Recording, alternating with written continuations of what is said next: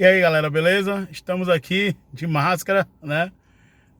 Dentro do carro. Nós tivemos que fazer algumas atividades hoje, não deu para gravar de casa. E ontem eu não consegui gravar o vídeo, né? Meu nome é André Moraes e hoje nós iremos falar sobre atualidades e, infelizmente, sobre o caso do João Pedro, né? Mais uma criança que morre nessa guerra infinita contra o tráfico, uma guerra completamente sem sentido, uma vez que há 40 anos esse modelo de guerra se perpetua e os resultados são a morte do João Pedro, por exemplo. Na verdade? Bem, mas além disso, nós temos também as denúncias do Paulo Marinho sobre o Flávio Bolsonaro, que acaba pesando sobre o pai, o desgaste é, né, intrínseco. E também temos a irresponsabilidade do governo Trump de se automedicar com um remédio que tem grandes efeitos colaterais. Basta você ler a bula dele ou escutar especialistas farmacêuticos e médicos, que é quem entende desse ramo, não é verdade?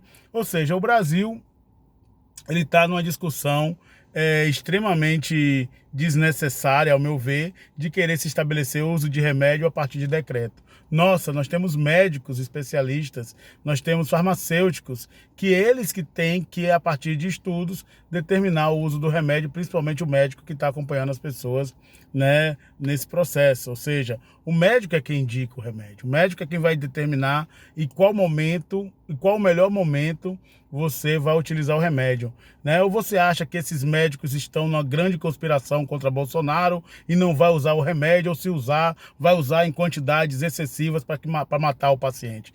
Eu acho isso de um fanatismo defender uma ideia como essa, que, ao meu ver, esse assunto, para mim, já deveria estar encerrado há muito tempo, né? Sobre as denúncias do Paulo Marinho, são denúncias graves inclusive para o próprio Flávio e graves para a própria Polícia Federal, afinal, o vazamento sobre uma investigação em relação ao Queiroz saiu de um delegado. Saiu de um delegado para o Flávio, né? Isso é muito perigoso. Eu acho que também temos que ter muito cuidado, porque afinal de contas é uma acusação e não foi provada ainda. Ele vai fazer talvez um depoimento ainda hoje e quem sabe, se ele conseguir provar o que ele está dizendo, realmente as coisas não vão ficar mais difíceis ainda lá no quintal dos Bolsonaros. Afinal de contas, a situação do Bolsonaro ela é uma das mais difíceis que existe hoje na política. É o pior momento que ele está passando, né?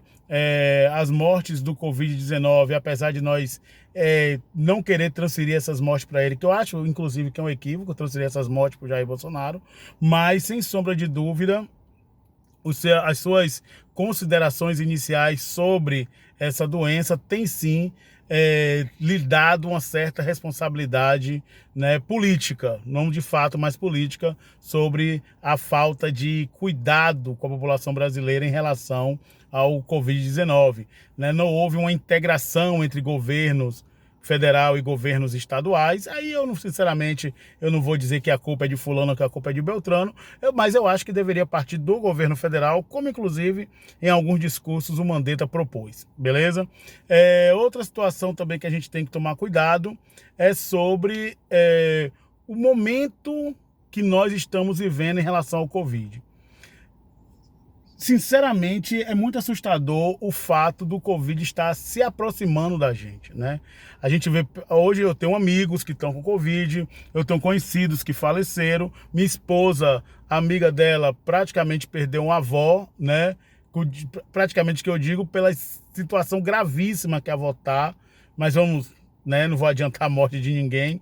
O tio dela já conseguiu se recuperar, mas, enfim, ou seja, casos graves, né, próximos da gente, pessoas que morreram, né, estão muito mal, assim, os médicos desenganando.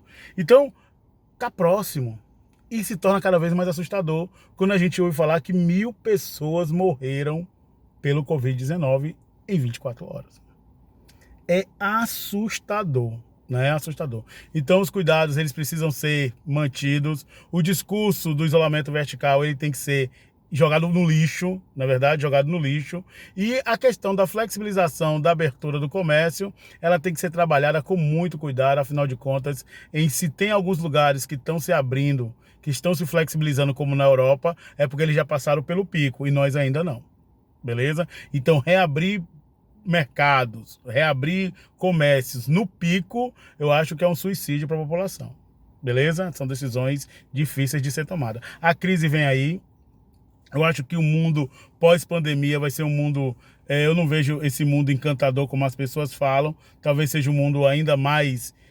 menos humano, né? Ainda mais, sei lá, rude, o mundo pós-pandemia. E a gente tem que fazer um vídeo só sobre esse debate do mundo pós-pandemia. Afinal de contas, é o papel do analista, é o papel do sociólogo, é o papel do professor, de tentar, vamos dizer assim, fazer algumas previsibilidades, né? Sem ser mãe de Ná, mas na tentativa de ajudar o debate nesse momento de grande dificuldade psicológica, inclusive, além da econômica, tá certo? Então, a gente espera que o governo Bolsonaro ele se alinhe e, principalmente, que o governo Bolsonaro ele busque, de alguma forma, aumentar a quantidade de testes no Brasil, né? Os governos eles têm que se envolver em torno disso, afinal de contas, esses testes nos daria uma melhor noção de como está a situação real do país, né? Afinal de contas, o que nós sabemos de real são o número de mortes. Na verdade, já estamos caminhando para 20 mil mortes, que é uma coisa que eu não imaginava que fosse acontecer, beleza? Bem, sobre o João Pedro, né? Rapaz, eu ontem ia fazer o vídeo, mas... Eu moro em bairro periférico. Já vi várias ações policiais, né? E eu não consigo acreditar que um policial sai de casa com o intuito de matar uma criança de 14 anos. Eu não consigo acreditar. Eu não consigo acreditar que a culpa desse crime seja da polícia, seja do usuário. A culpa desse crime é de uma guerra louca, sem fim e mal projetada. Afinal de contas, ela não deu resultado. Os resultados são ruins, né? Então, se precisa discutir o combate às drogas, o combate às drogas de forma corajosa e sem hipocrisia, beleza? E a gente vai fazer isso aqui no canal. Eu sei que vai contrariar muita gente, afinal de contas, já contraria, né? E vamos tentar ver o que é que a gente faz. Por último, ontem eu fui surpreendido com a fala... Quer dizer, surpreendido não, que o Lula já falou coisas absurdas. Mas ontem ele falou mais uma, né? Eu não tenho o áudio dele aqui, mas vocês vão ouvir muito por aí. A transcrição do que ele falou é mais ou menos que ele tá... Assim, o que falou tá falado. Se a intenção foi essa ou não, cuide-se ao que você vai falar, beleza? Mas era meio que agradecendo ao Covid-19 ter surgido, essa coisa aí que a gente está passando, para mostrar que as políticas liberais do Guedes seriam um fracasso. Enfim, resumindo, foi isso. É lógico que você pode combater o liberalismo econômico, a gente vai fazer vários vídeos sobre isso, combater o liberalismo econômico com outros argumentos. Afinal de contas, a ideologia liberal tem fortes defensores respeitáveis, né? Pessoas extremamente inteligentes que defendem o liberalismo, a menor intervenção do Estado. Mas, por outro lado, há quem a critique. Normal, beleza? Mas você não pode criticar agradecendo ao Covid. Você tem que ter cuidado com o que você fala. Isso beira as petulâncias, né, as arrogâncias que Bolsonaro fala. E o que vale para um tem que valer para outro. Se Bolsonaro é inconsequente quando ele diz "e daí", Lula foi tão inconsequente quando agradece a presença de um vírus para mostrar o fracasso de um processo econômico. Não dá, isso é o discurso do populismo, é o discurso de querer falar as coisas que algumas pessoas querem ouvir, e aí o tiro sai pela culatra. A esquerda brasileira, eu tenho que dizer isso, ela está desorientada. Com todo respeito ao Felipe Neto, mas a esquerda brasileira não pode ter como o grande mensageiro hoje o youtuber Felipe Neto. É pouco para a esquerda brasileira. Que ótimo que ele se arrependeu lá, que ele disse que o golpe foi golpe, né? Beleza, foi palavras dele. Mas a esquerda se apegar a Felipe Neto, eu acho muito pouco, muito pouco. E essa birra entre Ciro e o PT, que não tem não estou dizendo quem está certo ou quem está errado, eu tenho meu posicionamento, mas não vou falar aqui agora. Essa birra entre o Ciro e o PT só favorece que a direita, ou centro-direita, tenha 2 candidatos lá em Brasília em 2022. Beleza? Ou seja, as coisas têm que se ajustar no campo da esquerda. Tem que dar uma função para Lula, sei lá, vir no Mujica e fala de vez em quando, né? Passou, enfim. Eu acho que a gente tem que ter muito cuidado, porque o Lula fortalece o bolsonarismo. Hoje os bolsonaristas estão radiantes com essas palavras do Lula. Entendeu? Então a gente tem que ter cuidado. A gente tem que ter cuidado, porque as coisas estão caminhando para uma aniquilação da esquerda. Beleza? E isso não é bom para a democracia. Isso não é bom para a democracia.